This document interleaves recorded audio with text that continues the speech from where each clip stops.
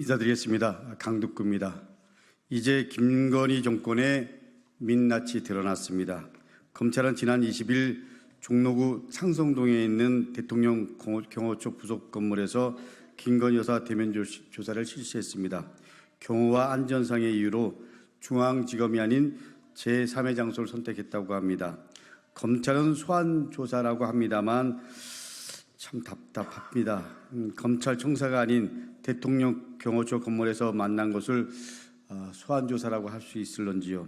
오히려 김건희 여사가 대통령 경호처 건물로 검찰을 소환한 것이 아닌가라는 생각이 듭니다. 성역 없는 수사를 하는 검찰이 아니라 권력의 외양견임을 자임하는 것 아닙니까? 그동안 세간에서는 윤석열 정권의 부의원이 윤석열 대통령인지 김건희 여사인지 설왕설래했습니다. 그런데 이번 검찰의 비공개 소환 조사에서 그 답이 드러났습니다. 심지어 이번 소환에서는 검찰총장마저 패싱했답니다. 이 사실을 뒤늦게 알게 된 검찰총장은 결국 특혜와 성의가 없는 수사를 하겠다라는 약속을 지키지 못한 것에 대해서 대국민 사과까지 하기에 이르렀습니다. 김건희 이 세 글자는 이 나라 이 정권에서는 성역입니까? 지난 대선 과정에서 윤석열 캠프에서 김건희 이름 삭제는 발설해서는 안 되는 그야말로 해리포터의 볼드모트였습니다.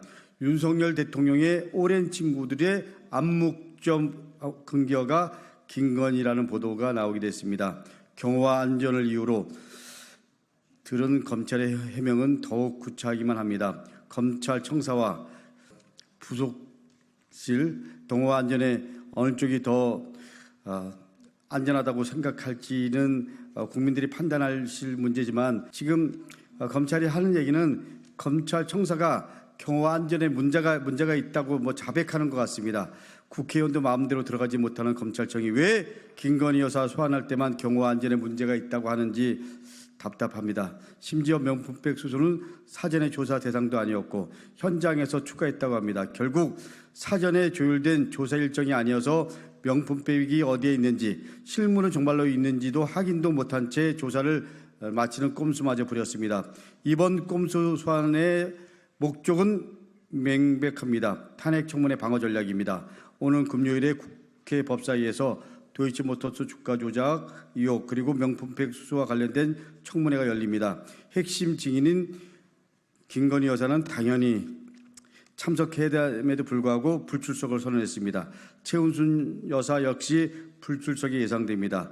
청문회장에서 국민의힘은 검찰이 소환조사까지 했으니 수사를 지켜보자고 할 것입니다. 눈에 뻔히 보이는 이 행태를 어떻게 국민들이 판단하실지 윤석열 정권 김건희 여사 국민을 생각하십시오. 김건희 정권을 지키려는 검찰의 행태는 국민을 더욱 분노케 하고 그리고 결국 국민이 대통령 탄핵을 할 수밖에 없는 상황으로 만들어가고 있습니다. 만약 탄핵의 시기를 멈추고 싶다면 김건희 여사는 국민의 명령을 따르십시오. 첫째, 더 이상 국정 개입을 중단하고 부의원 자리에서 내려오십시오. 둘째, 주가 조작으로 인한 수익을 국고로 반납하고 법의 처분을 기다리십시오. 셋째, 서울 양평고속도로 종점 변경 의혹에 대해서 진실을 국민에게 밝히십시오. 국민은 정권을 만들기도 하고 무너뜨리기도 했습니다. 이승만 정권을 무너뜨린 것도 6.29 항복선언을 받아낸 것도 국민이었습니다. 박근혜 탄핵을 만든 것도 80년 서울의 봄을 만든 것도 국민이었습니다. 국민을 두려워하지 않는 정권의 끝은 언제나 비극이었습니다. 김건희 여사, 윤석열 대통령 두 분께 다시 한번 참담한 심정으로 말씀드립니다. 역사와 국민을 두려워하고 그리고 지금이라도 진실을 밝힐 것을 촉구합니다.